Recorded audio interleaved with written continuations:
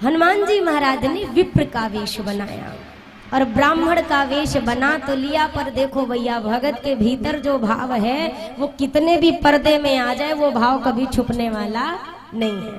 भक्त के निगाह सबसे पहले ठाकुर के चरणों पर जाते हैं और वही हुआ। हम लोग तो अयोध्या भी जाएं, हम लोग वृंदावन भी जाएं तो हम लोग क्या देख के आते हैं, आज कितनी अच्छी ड्रेस पहनी थी ना ठाकुर जी ने, हरी हरी कितनी सुंदर ड्रेस, ओ हो। अरे आप ड्रेस देख के चले आए पर जो ड्रेस पहन के बैठा था वहां को तो देखना ही भूल गया। कितनी बढ़िया झूमर लगी है मंदिर में। अरे भैया तो झूमर ही देखना तो अपने मोबाइल फोन पे देख लेते, इतना खर्चा करने की क्या जरूरत थी। हम झूमर देखने थोड़ी ना गए थे, हम तो मंदिर में वो जो मंद मुस्कुराता हुआ बैठा है। अच्छा हम लोग तो बैठे बैठे थक जाते हैं और आधे से अधिक मंदिर में ठाकुर जी खड़े ही रहते, खड़े। किसी ने कहा ठाकुर जी आप भी बैठ जाया करो, थक जाते होंगे। ठाकुर जी ने कहा नहीं नहीं, कोई भक्त बुलाएगा तो बैठा रहूंगा तो इतनी साज श्रृंगार उठने में समय लगेगा और तब तक भक्त को पास जाने में देरी होगी, इसीलिए खड़ा ही रहता हूँ। ये उसने बुलाया और ये मैं भगा यहाँ से। ये भगवान का भाव देखो कितना सुंदर। और तो छोड़ दो भैया, ये तो हमारे धनुर्धारी राम है, सियाजू के साथ युगल विराजे हैं। अयोध्या में जो राम जन्मभूमि में विराजे वो तो राम लल्ला है ना। कितने वर्ष के हैं? अरे अभी तक पता नहीं चला कितने वर्ष के राम जी बैठे हैं। 5 वर्ष की अवस्था वाले राम लल्ला। अब 5 वर्ष का बालक, सोचिए रामनवमी का जब ये प्रथम रामनवमी पड़ी ना, दर्शन का सौभाग्य दिया लालन ने। रामनवमी के दिन मेरे रघुनाथ जी ने 12 घंटा लगातार भक्तों को दर्शन दिया था। उस दिन न दोपहर में विश्राम भया न कुछ भया, पूरे दिन पट खुले रहे, रात के 11-12 बजे पट बंद हुए। अब सोचो भगवान कितना करते हैं कि अगर 500 वर्ष मेरे लिए मेरे भक्तों ने इंतजार किया तो अब मैं जिंदगी भर खड़े होकर अपने भक्तों का इंतजार करूंगा। ये ठाकुर जी की महिमा है। और इसके बाद भी हमें लगता है भगवान नहीं मिलेंगे। अरे मिल जाएंगे, आप यत्न तो करो भैया। विप्र का वेश बनाकर हनुमान जी निकट पहुंचे। अच्छा मन का जो भाव है वो तो निकलेगा। जाते ही राम जी तो आयुध लेकर हाथ ऐसे करके खड़े हैं, धनुष पर हाथ है। और हनुमान जी कैसे हैं? बने हैं ब्राह्मण और वहां कर क्या क्रिया रहे हैं? हाथ जोड़ लिए। जबकि वस्तुतः तो राम जी को विप्रवर के आगे हाथ जोड़ना था, पर राम जी से तो छिपाने की ये कौन है। पर हनुमान जी को लग रहा है ये हमें पहचाने नहीं।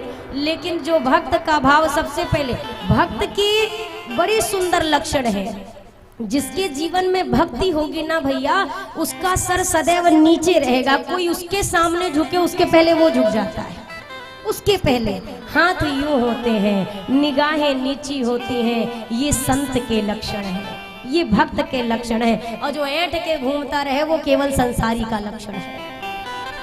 भक्त में कभी अकड़ नहीं होती है, भक्त में झुकाव होता है, तन का नहीं मन का झुकाव। उसके मन में वो भाव आपको, जैसे फलदार वृक्ष होते हैं ना, जितने फल से लदते हैं उतने ज्यादा झुकते चले जाते हैं। और एक होता है खजूर का पेड़, उसको लगता है हमसे ऊंचा कोई नहीं, पर उससे पूछो तुम किसी काम के हो तो बड़े भय तो का भया, जैसे पेड़ खजूर, पंथी को छाया नहीं और फल लागे अति दूर। क्या फायदा हुआ? उससे अच्छा नम्र बने रहो। हमारे गोस्वामी जी एक बड़ा सुंदर पद गाया करते थे जो हमने बचपन में बहुत सुना। अरे तुलसी मगन भय राम गुण गाय के, तुलसी मगन भय राम गुण गाय के, तुलसी मगन भय राम गुण गाय के, तुलसी मगन भय राम गुण गाय के, कोई चढ़े हाथी घोड़ा पालकी सजाई के, कोई चढ़े घोड़ा पालकी सजाई के, कोई चढ़े हाथी घोड़ा पालकी सजाई के, कोई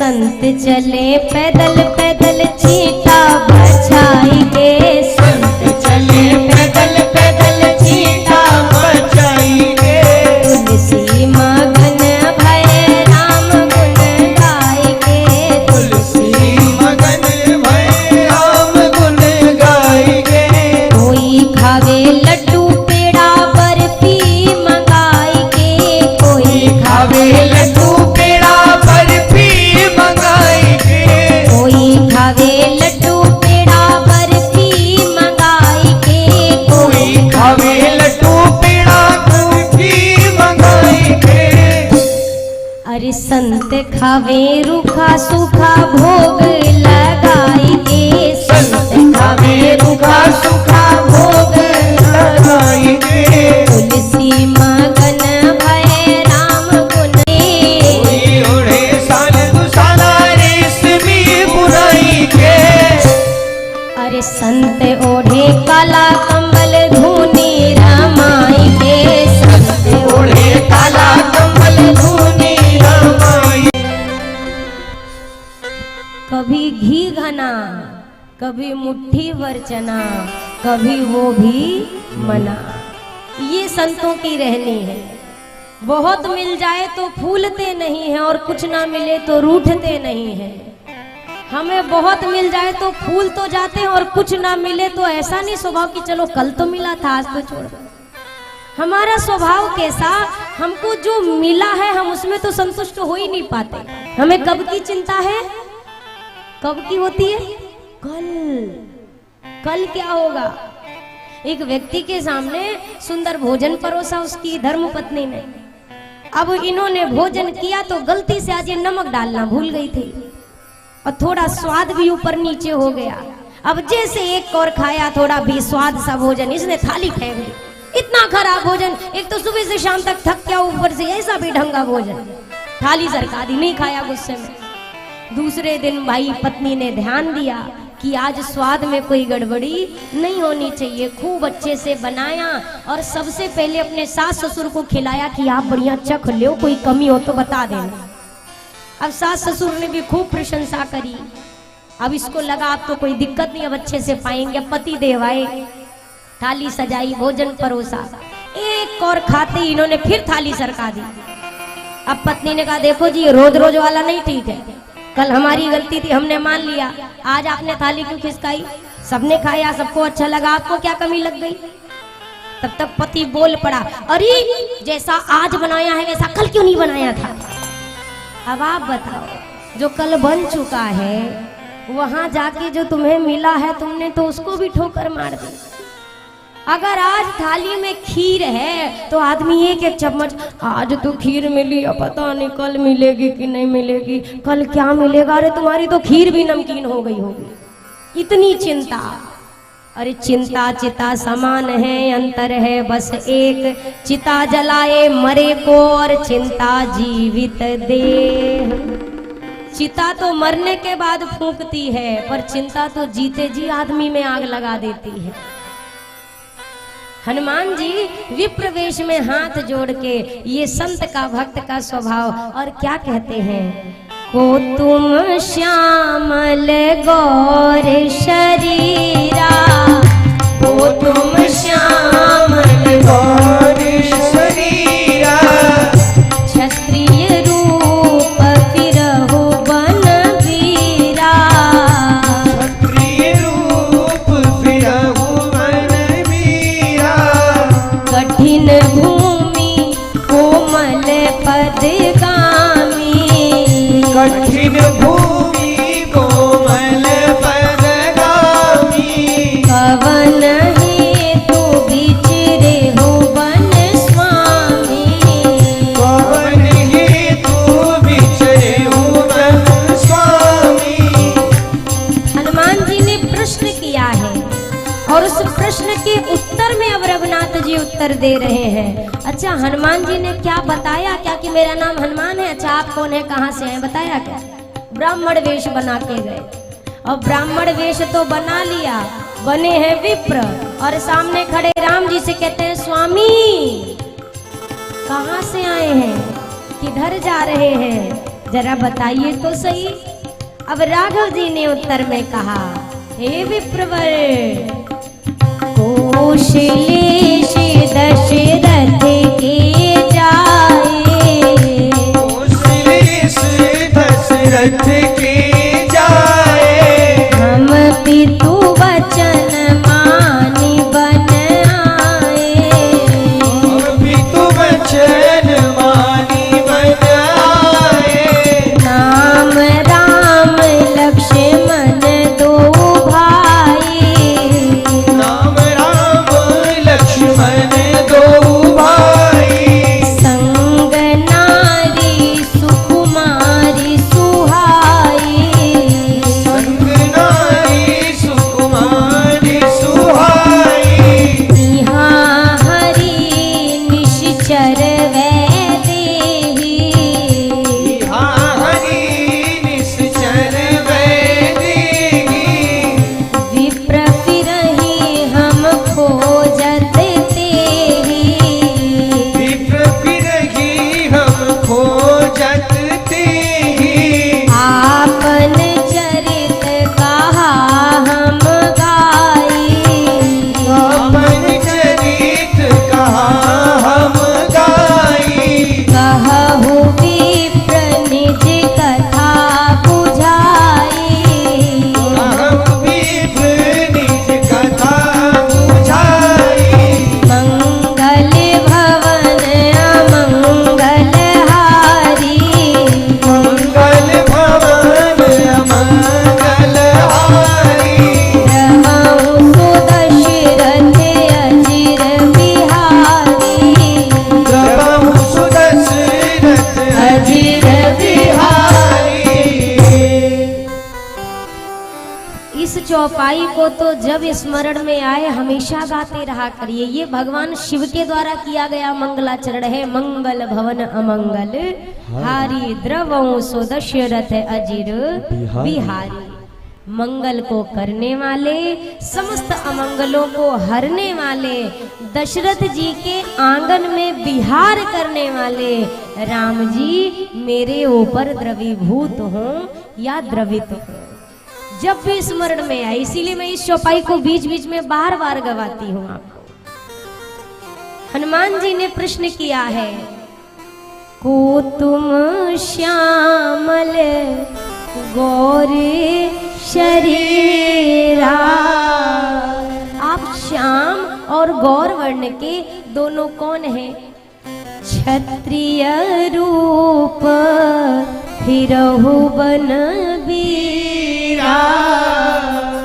आपके रूप और आपके शरीर की मुखमंडल की आभा को देखकर आपके क्षत्रिय होने की ओर संकेत हो रहा है। और आप इस बियाबान जंगल में मुनियों का वेश बनाकर क्यों घूम रहे हैं? उसके तुरंत बाद क्या कहा?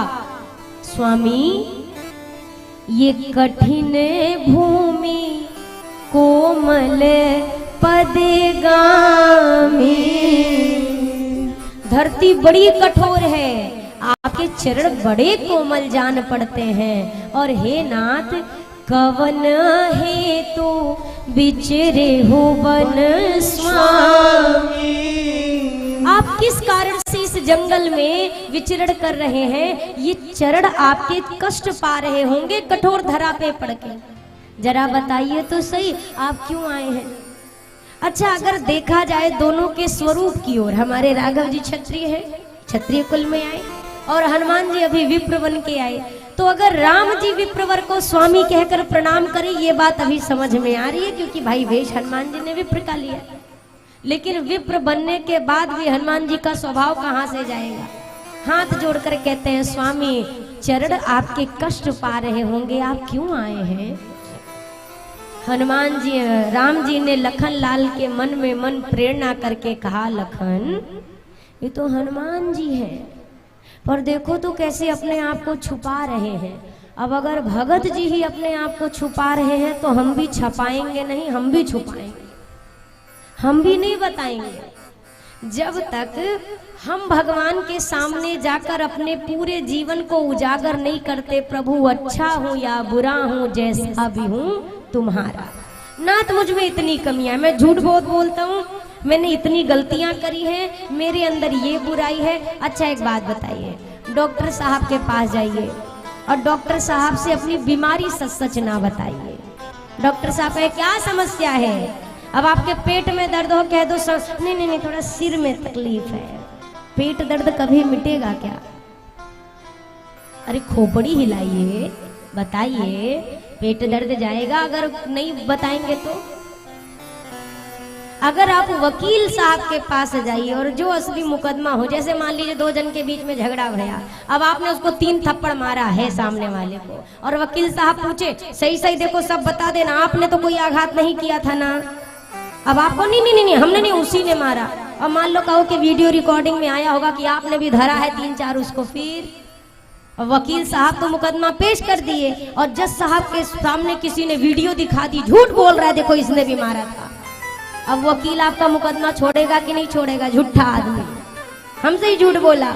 अरे कम से कम बताया होता तो हम उसके हिसाब से अपनी तैयारी करते ना भैया। उसी प्रकार से जब तक डॉक्टर साहब को अपनी असली बीमारी ना बताई जाए तब तक बीमारी दूर होने वाली नहीं है। उसी प्रकार जब भगवान के सामने अपने भीतर की कमियों को सच सच ना बताया जाए तब तक भगवान भी उस दोष को हमारे भीतर से नहीं मिटाते हैं।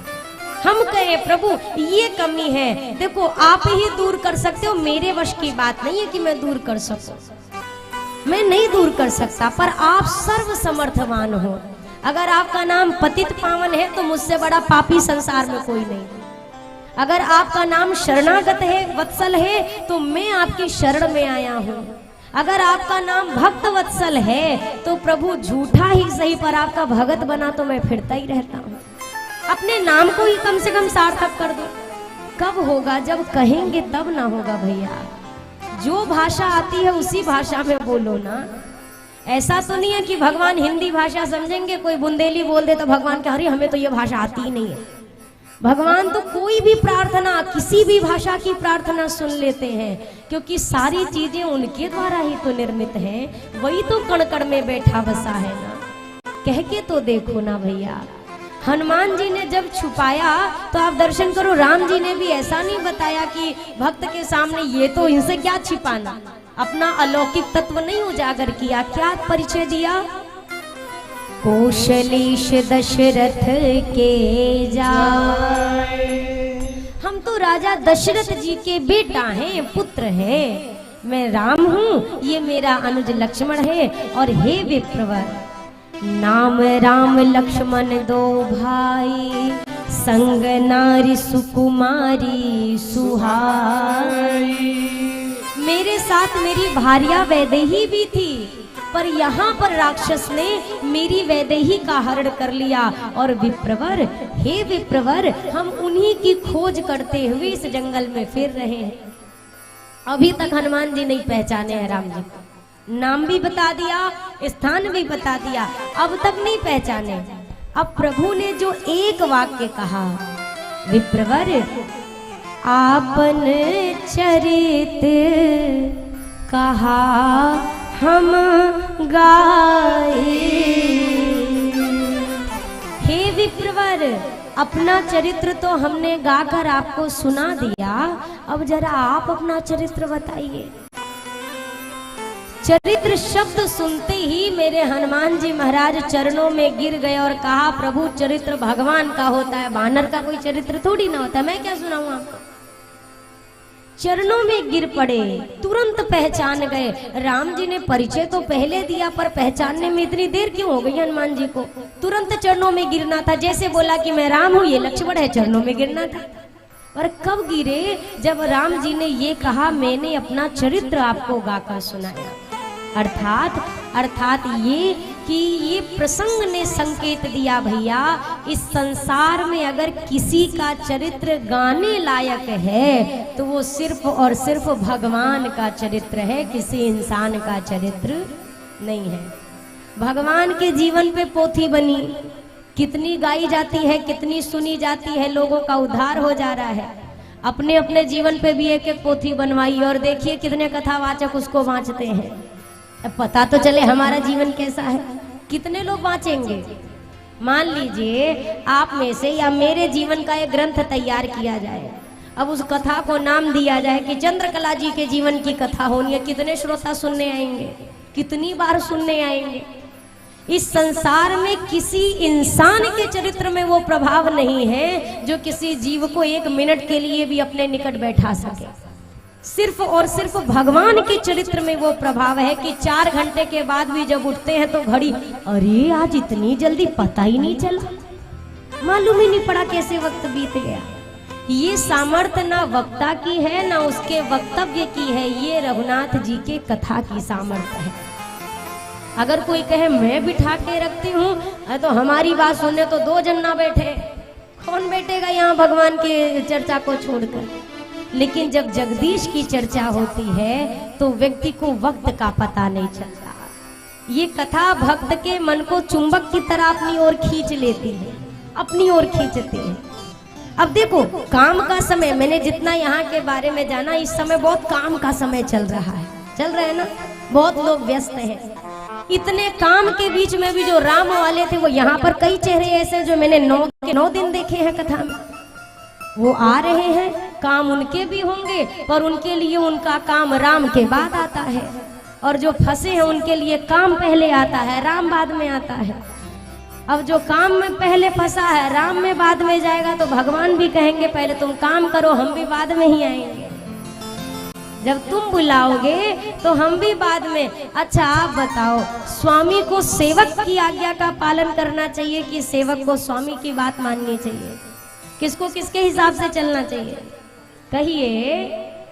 किसी ने कहा यहाँ भादों में अच्छी भीड़ इकट्ठी होती है। अब जब खाली आप सब तरफ से हो गए तो कथा नहीं सुनेंगे तो करेंगे क्या? जब कोई काम ही काज नहीं है तो कथा सुन लिया तो कौन सी बड़ी बात। अरे बात तो तब बने कि जब 1000 काम के बीच में से अपने राम के लिए वक्त निकालो, तब तो कोई बात भी है। खाली है तो क्या एहसान किया भगवान पे भीड़ इकट्ठी करके? हाँ, बात तो तब बने।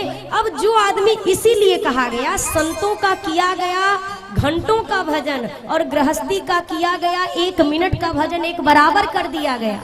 क्यों किया गया जानते हैं? क्योंकि संत ने सब कुछ त्याग करके एक लक्ष्य बनाया है भजन, और गृहस्थ ने 1000 जिम्मेदारी के बीच में से समय निकाला है अपने भजन के लिए। तो ठाकुर जी ऐसा नहीं करते हैं कि सबको एक बराबर तोल दें, तुम भी उतना ही करो। नहीं, जगत मजूरी देता है तो क्यों राखे भगवान। संसार में किसी के यहाँ नौकरी करते हैं तो आपको तनख्वाह मिलती है कि नहीं मिलती है? जब दुनिया वाले आपको मजदूरी देते हैं तो क्या दुनिया बनाने वाला हमें हमारी मजदूरी नहीं देगा? लेकिन वो ड्यूटी भी तो देखेगा ना कि कितने घंटे करी है। अब छुट्टी मार के सिग्नेचर करके भाग जाओ तो कितनी सैलरी बनेगी, मालिक को पता पड़ गया तो बोलिए। जब पूरी ड्यूटी करेंगे तो पूरी तनख्वाह मिलेगी। हम लोग जगह जगह भटक कर भी वो नहीं, कितना कमाने के पीछे रहते हैं पर कुछ व्यवस्था नहीं कर पाते, अपने लिए घर नहीं तैयार कर पाते। और संत राम भरोसे बैठते हैं और राघव जी के लिए महल तैयार करा देते हैं। क्यों? क्योंकि भैया उनके जीवन में एक आसरा है, आसरा इस जहां का मिले ना मिले मुझे तेरा सहारा सदा चाहिए, केवल इतना विश्वास। रामचरित्र की बात सुनकर हनुमान जी ने चरणों को पकड़ लिया। अब प्रणाम कर रहे हनुमान जी, पर राम जी उठा नहीं रहे। अब भक्त चरण में गिरे और भगवान ना उठाए, ये थोड़ा आश्चर्य लगता है देखने सुनने में, पर नहीं उठा रहे। हनुमान जी फिर खड़े हुए, फिर प्रार्थना करिए, एक मंद में मोह वश कुटिल हृदय ज्ञान पुन प्रभु मोहि न विसारियो दीन बंधु भगवान। फिर खड़े होके स्तुति करी, फिर चरणों में गिरे। राम जी ने दोबारा भी नहीं उठाया। हनुमान जी भी चक्कर में आ गए कि ये कैसी लीला है, भला भक्त को भगवान गले से ना लगाए, कभी ऐसा नहीं हुआ। मैं तो चरण में पड़ा हूँ, 2 बार हो गए उठाते नहीं। फिर हनुमान जी को ख्याल आया, अरे मैंने मुख से तो बता दिया मैं आपका दास हनुमान हूँ प्रभु, पर वेश तो अभी भी ब्राह्मण वाला ही लेके बैठा हूँ। और जब तक कपट का वेश मनुष्य के पास रहे तो मुंह ही कपट छल छिद्र ना। जब तक कपट वेश है तब तक भगवान कैसे गले लगाए। तो कपट वेश का त्याग किया, जब अपने स्वरूप में आए तो हनुमान जी को प्रभु ने अपनी भुजाओं में भर लिया, हृदय से लगाया। और इसके बाद अब संत के जीवन का जो सबसे एक मुख्य ध्येय और जो उनकी कृपा होती है उसके दर्शन करें। संत गुरु जीवन भर इसी चेष्टा में लगे रहते हैं कि जीवात्मा की भगवान से दोस्ती हो जाए, ये दोनों आपस में मिल जाएं, और वही काम हनुमान जी करना चाह रहे हैं। नाथ शैल पर कपिपति रही, सो सुग्रीव दास तव आहही। प्रभु इस पर्वत श्रृंखला पर सुग्रीव जी रहते हैं। राम जी ने कहा कौन है वो? तो बोला सुग्रीव जी, अरे वो प्रभु आपके दास हैं। अच्छा दास हैं? लक्ष्मण जी ने कहा इस पूरी यात्रा में आपको बड़े अनोखे लोग मिले हैं प्रभु। एक मिला वो केवट जो सीधा मुंह पे आके कह देता आपका मर्म जानता हूँ, आप कहते हो भगत है, और पता नहीं कैसे कैसे भक्त जो आपकी एक को बात नहीं मानते, ऐसे तो आपके भक्त मिलते हैं। राम जी मुस्कुराए, बोला अभी क्या हो गया? लखन लाल ने कहा हुआ ये कि स्वामी नीचे खड़ा है और दास अभी तक पर्वत पे चढ़ा है, ये कैसा दास है? दास को पहले आना चाहिए स्वागत सत्कार के लिए, दास ऊपर ही खड़े हुए। हनुमान जी महाराज ने कहा नहीं नहीं प्रभु, बात ये है ना कि आदमी को थोड़ा बहुत सर्दी जुकाम हो तो वो डॉक्टर के पास चला जाता है, और बड़ी बीमारी पकड़ ले तो डॉक्टर को ही घर चल के आना पड़ता है। और सुग्रीव जी को बीमारी बहुत तेज वाली घेरी है इस समय चिंता भी है, दुखी भी है, क्रोध भी है, इतनी बीमारी घेरी है कि वो आने में असमर्थ है, आप ही चलो। लखन लाल ने कहा हनुमान जी, पर अभी तो 2 मिनट पहले आप कह रहे थे कि प्रभु आपके चरण बड़े कोमल हैं, धरती बड़ी कठिन है, जमीन में चलने में आपको कष्ट दिखाई दे रहा था। अब हमारे भैया से आप पहाड़ चढ़वाओगे तो भैया को तकलीफ नहीं होगी क्या? हाँ, पहाड़ चढ़वाएंगे आप? हनुमान जी ने कहा प्रभु आज से जब तक ये सेवक आपके साथ है, अब जीवन में कभी भी आप दोनों के चरणों को कष्ट मिलने वाला नहीं है। क्या करेंगे? हनुमान जी महाराज ने कहा करना क्या है, हमारे पीठ पे आ जाइए। लिए 2 जन पीठ चढ़ाई। लखन लाल ने कहा हनुमान जी पीठ पे सामान लादा जाता है, इंसान को नहीं लादा जाता, इंसान को गोद में लिया जाता है। बोला इतना हमें भी पता है सरकार, पर जानते हैं बात क्या है, अगर मैंने आप दोनों को गोद में लिया तो मैं आपको पकड़ के रखूंगा, लेकिन अगर मैंने आपको कंधे या पीठ पे लिया तो आप मुझे पकड़ के रखेंगे। और सरकार हम वानर हैं, वानर का स्वभाव बड़ा चंचल होता है प्रभु, मैं आपको पकड़ूंगा तो क्या पता कभी भूल के छोड़ दूं आपका साथ, लेकिन अगर आपने मुझे पकड़ लिया तो फिर ये साथ कभी छूटने वाला नहीं है। जैसे कंधे पर बिठाया, हनुमान जी ने दोनों भैया के चरणों को हृदय पे रखा है। और जो भाई पवन पुत्र है, पवन का वेग कोई नाप सकता है क्या? क्या वेग है? ऐसे ऐसे तूफान उठते हैं, पहले ही अलर्ट, अरे सब किनारा छोड़ दो, घर छोड़ दो, इतनी सामर्थ्य पवन में। तो पवन पुत्र है, जो वेग भरी हनुमान जी ने, राम जी ने भी तो भाई भक्त का भाव पूरा किया। राम जी ने कहा हनुमान जी इतनी तेज आप हवा में उड़ रहे हैं, अब सोचिए जैसे मान लीजिए आप हवाई जहाज में यात्रा कर रहे हैं और हवाई जहाज की खिड़की टूट जाए, अब कितना भय लगता है भैया, इतनी तेज हवा। अब यहाँ तो कोई बंद दरवाजा है नहीं, पूरा ही खुला है चारों तरफ, वेग भरी। तो राघव जी ने कहा हनुमान जी हमें थोड़ा भय लग रहा है। लखन लाल ने भी कहा हाँ भाई डर तो लग रहा है, खुले हवा में, आसमान में। हनुमान जी ने कहा डर लग रहा है तो आप दोनों भैया एक काम करो, मेरे सिर को कस के अपने हाथ से पकड़ लो। अच्छा उससे क्या होगा? बोला होगा कुछ नहीं, ना आपको डर लगेगा ना हमको डर लगेगा, आपको उड़ने में डर नहीं लगेगा और मुझे आपको अपने साथ ले जाने में डर नहीं लगेगा। ले करके सुग्रीव जी के पास पहुंचे, सुग्रीव जी से मित्रता कराई। अभी तक दास के पद पर हनुमान जी ने सुग्रीव को रखा है कि प्रभु सो सुग्रीव दास तब अहई, आपके दास हैं। पर हनुमान जी ने ऊपर जब ले गए तो क्या कहा, प्रभु तहिसन नाथ मैत्री कीजिए। लक्ष्मण जी ने कहा अभी तो दास थे, अब एक पोस्ट से दूसरी पोस्ट तत्काल क्यों देनी है, रहने दो कुछ दिन इसी गद्दी पे। बोला नहीं नहीं नहीं नहीं, अगर ये इस गद्दी पे बैठी रहे तब तक हमको नौकरी नहीं मिलने वाली है, हम कहाँ जाएंगे फिर। जब ये दास वाला पोस्ट खाली करेंगे तभी ना हमें दास वाली गद्दी मिलेगी। इनको मित्र वाली कुर्सी पे बिठाओ और मुझे दास वाले चरणों पे बैठे रहने दो प्रभु। किसी ने हनुमान जी से कहा तो अगर मित्र वाली कुर्सी खाली है तो आप ही मित्र वाली पे बैठ जाओ, सुग्रीव जी को यही दास वाली पे रहने तो बोला नहीं नहीं नहीं नहीं, ये मित्र वाली कुर्सी में बैठने में बड़ा झंझट है और इतने झंझट का काम हमको करना नहीं, हम दास वाली कुर्सी पे ठीक है। जब पूरा राज्याभिषेक हो गया तो रघुनाथ जी के मन में एक दिन थोड़ा सा क्षोभ हो रहा था।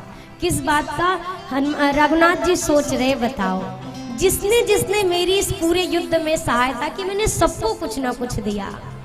मैंने विभीषण को लंका का राजा बना दिया, मैंने सुग्रीव को किष्किंधा का राजा बना दिया और अंगद युवराज बन गए, लेकिन मैंने अपने हनुमान को कोई राज्य नहीं दिया, कोई पद नहीं प्रदान किया। और मेरे हनुमान ने मेरे लिए कितना कुछ किया पर कोई पद नहीं दिया। तो प्रभु का मन जब व्यथित था तो हनुमान जी ने प्रभु के मुखमंडल के भाव को थोड़ा पढ़ा। प्रभु स्वामी आप बड़े उदास से दिखाई पड़ रहे, क्या बात है? राघव जी ने थोड़ा सा उदास होकर कहा, हनुमान जी मैंने सुग्रीव को एक पद दे दिया, विभीषण को एक पद दे दिया, अंगद को भी एक पद दे दिया, पर मैंने आपको कोई पद नहीं दिया। हनुमान जी ने मुस्कुरा के कहा, प्रभु जिन्होंने चाहा वो तो एक ही एक पद में रह गए, पर हमें तो एक साथ चार चार पद मिल गए हैं। राम जी ने कहा 4 पद मिल गए पर हमें तो दिखाई नहीं पड़ रहे। हनुमान जी महाराज ने कहा वो दिखने वाले पद नहीं है, वो टिकने वाले पद हैं। इनको जितने मिले हैं ये टिकने वाले नहीं है, बस दिखने वाले हैं। पर मुझे जो पद मिले वो दिखे बने नहीं रहे हैं पर टिके रहेंगे। और मेरी सबसे बड़ी बात प्रभु, इन लोगों को जितने पद मिले हैं इन सबको एक दिन भूत पकड़ेगा। इस संसार में जिसको पद मिलता है उसको एक दिन भूत जरूर पकड़ता है। पकड़ता है ना? कैसे पकड़ता है? अब मान लीजिए कोई भी मंत्री हुए या कोई, अब हम क्या बोले कौन क्या है यहाँ हमें पता भी तो नहीं है। अब कोई भी पद आपको मिला, अब जैसे उस पद से हटेंगे तो नाम के आगे क्या लगेगा? भूत। पूर्व पकड़ा ना भूत, जिए के बाद भूत।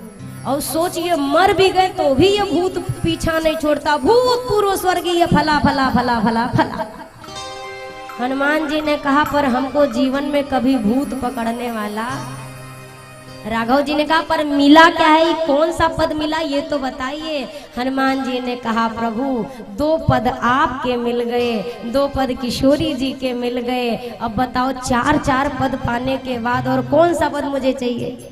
2 चरण रघुनाथ के, 2 चरण वैदेही के, इन 4 पदों को पाने के बाद कौन सा पद है इसके आगे जो इसकी तुलना कर सकते? केवल भक्त में सामर्थ्य है भैया जो भगवान की भी चिंता को मिटा सकता है। भगवान वैसे कभी नहीं परेशान रहते, ना प्रभु को कोई चिंता, ना दुख, ना फिकर। एक चिंता भगवान का साथ कभी नहीं छोड़ती। किसकी चिंता? तो भक्त की चिंता। दीन कहे धनवान सुखी, धनवान कहे राजा को सुख बारी, राजा कहे चक्रवर्ती सुखी, चक्रवर्ती कहे सुरराज सुखारी, सुरराज कहे चतुरानन सुखी, चतुरानन कहे विष्णु को सुख भारी, पर मानिक दास विचारी कहे हरि नाम बिना सब जीव दुखारी। कोई कह रहा है, राजा कहता है महाराजा सुखी हैं, महाराजा कहता है चक्रवर्ती सुखी हैं, चक्रवर्ती कहते हैं अरे सुखी तो देवराज इंद्र है, स्वर्ग में बैठे हैं, देवराज इंद्र कहते हैं राक्षसों का पहला अटैक हमारे ही ऊपर होगा, हम भी सुखी नहीं है। ब्रह्मा जी सुखी हैं, ब्रह्मा जी ने कहा अरे हमसे ज्यादा चिंता किसको है, किस आदमी को कितने कान देने हैं, कितना मुंह देना है, एक तो सबकी वैरायटी एक नहीं होनी चाहिए। अब इतने लोग बैठे, कोई भी एक दूसरे के जैसा है क्या? हमरे ज्यादा झमेला किसी के पास नहीं, हम भी सुखी नहीं। विष्णु भगवान सुखी होंगे। भगवान विष्णु से पूछा सरकार आप सुखी हैं क्या? बोला देखो भैया वैसे तो सब सुखी हैं पर एक चीज से हम भी दुखी रहते हैं। बोला किस चीज से? बोला अपने भक्तों के दुख से मैं दुखी रहता हूं और मुझे कोई चिंता नहीं। तो इस समय साधक ने लिख दिया इसका मतलब इस संसार में एक सुखी राम के दास, बस भगवान के भगत ही सुखी हैं, बाकी कोई सुखी उखी नहीं है भैया इस संसार में। सब अपने अपने दुख में दुखी हैं। तुम